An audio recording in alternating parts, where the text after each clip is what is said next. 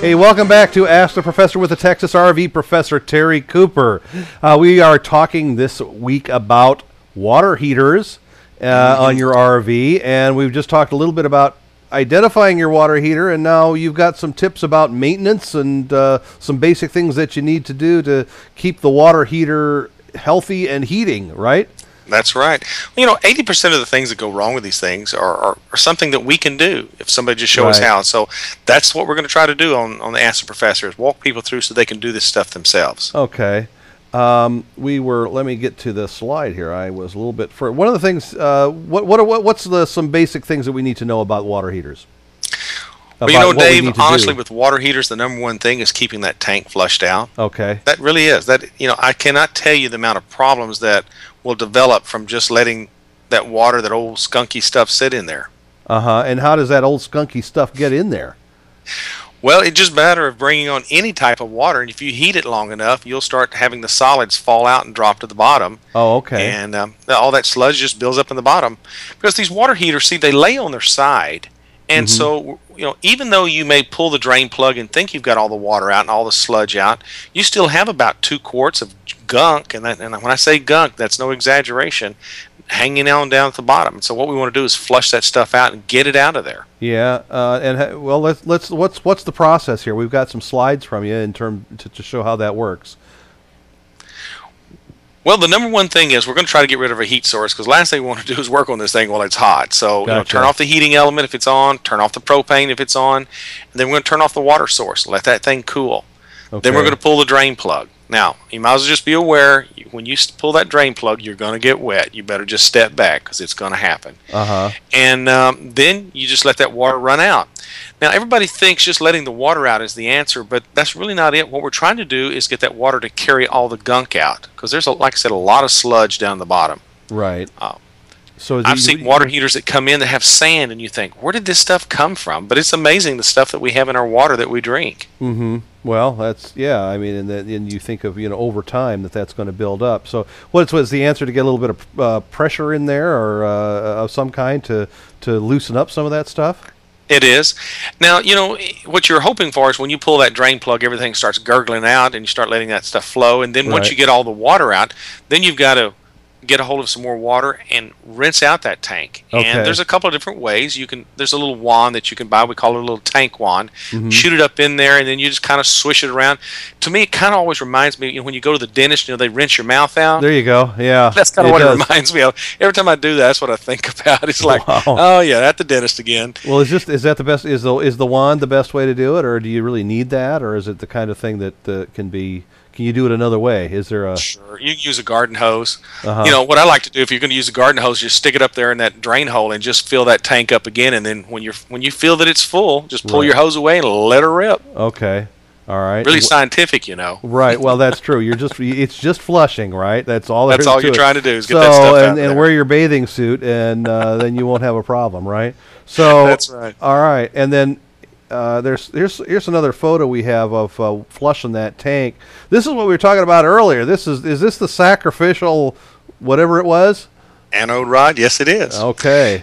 You know, what you have to realize is that water, when it comes into that tank, it's just swirling around. Now, with Suburban, see, they've got a steel tank. And that water swirling around in there begins to create a little electrolysis, and what happens is that electrolysis tries to attack that steel tank. So what we do is we use this zinc anode rod and sacrifice it, let the static electricity, let the electrolysis attack it instead of our tank. Because you can buy an anode rod for about $10. A water heater's quite a bit more than that. Gotcha. Okay. Now, is that hooked to an electrical, like an electrode or something, or is it just it just works just sitting in there? What it is that you know, because it's steel and screwed into that steel tank, it's grounded, and so it's one potential, one electrical potential, and that water swirling around is another electrical potential. So it starts seeking out that grounded anode rod. Now, typically, if an individual is, let's say, just a regular weekend type camper, you can change out that sacrificial anode rod once a year and you're in good shape. But if you're a full-timer, if you're traveling around and you're getting into some pretty funky water, you could be changing that thing out and maybe once or twice a year. Okay. Because what we find is that if that water has a lot of iron in it, it seems to attack that anode rod a little more aggressively. Right now, how do you know you've waited too long? You start getting holes in the water heater? That's when you really know you've gone. Yeah, but right. Honestly, yeah. that's over a process. But if you're doing your service, like say you're doing minimum of once a year, you're Right. going to catch it. That's not a problem. And the thing is that if that sacrificial anode rod is chewed up about 75% of itself, and you maybe only have 25% left, then it's time to get rid of it because obviously it's being consumed. Okay. And so what we're looking at here is a new one on the left and a used one on the right. Yeah, I was just going to ask you. That's quite a bit of now. Is there any way of knowing how old the one on the right is, or is that's been in there a while? It looks like to me. Surprisingly, I've seen some that looked worse than that. It only been in there 3 or 4 months. Wow. And like I say, it's just the type of water that they're taking on board. The minerals and other things in the Exactly. water that might be causing the problem. Okay. Here's the information that we were talking about is that if you got the anode rod, if it's more than 75% used, then just replace it. Correct. And then, like I say, Atwood has an aluminum tank. Now, there's some people out there that say, I want an anode rod in my Atwood, and hey, that's perfectly okay. The only problem that we have when we put an anode rod in the Atwood is that we have to buy a special one because it has to be a little shorter. And we run into some problems sometimes because that anode rod has a steel plug. And here you are screwing steel into aluminum. Sometimes that aluminum and that steel have a tendency to bond together and corrode and lock up. Okay. So, I don't really recommend it, but, everybody has their own preference on how they want to do things. My preference is don't use an anode rod if you don't in an need Atwood. to, in an Atwood. Now, is the corrosion based on the kind of water, depending on the kind of water that you encounter again? Part of it is, yes. But see, the unique thing about it, though, is that with that being an aluminum tank, it reacts totally different to the electrolysis than a steel tank does. Mm-hmm.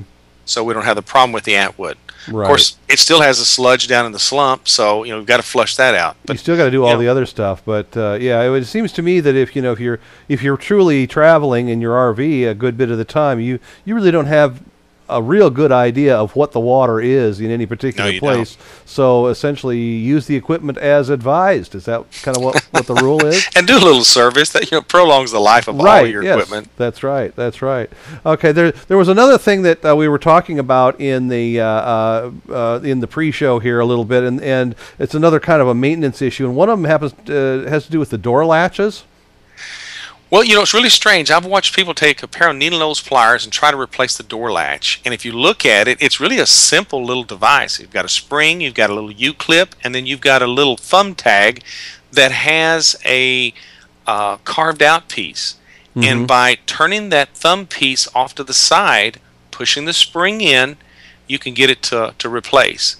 And you can do that thing in what we call 1, 2, 3. Okay. And you can buy those replacements, but I've seen people show up with bread wrappers on it, tie wraps, trying to keep the door in place. And it's like, let me put you a door latch in this thing. And, it surprises you. It takes longer to get it out of the pack because they usually have those little bubble packs. Yeah. It takes longer to get it out of the bubble pack than it does to install it. That's right. I suppose but you got to understand they're probably using those industrial grade highway approved twist ties, right? Yeah, right. Okay, sure. yeah, okay, sure.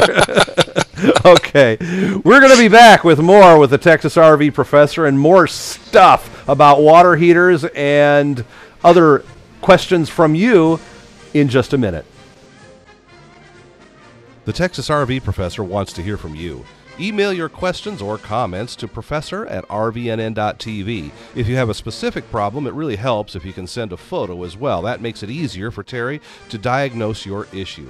You can also leave a voicemail for Terry Cooper at 877-578-RVNN, extension 708. Follow RV Newsnet on Facebook and Twitter, and you can receive text messages to alert you when we're streaming live by texting RVNN to 72727. That way, you can join us live in the chat room, ask questions, and become part of the RV Newsnet family. Remember, any photos or other material submitted to us become the property of RV Newsnet and cannot be returned.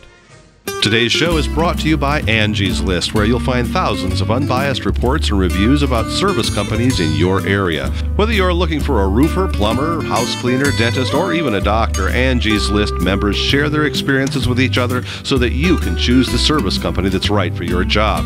Companies can't pay to be on Angie's List, and the reviews come from people just like you who have had experience with the companies mentioned. To find out more, go to rvnn.tv and click on the Angie's List ad.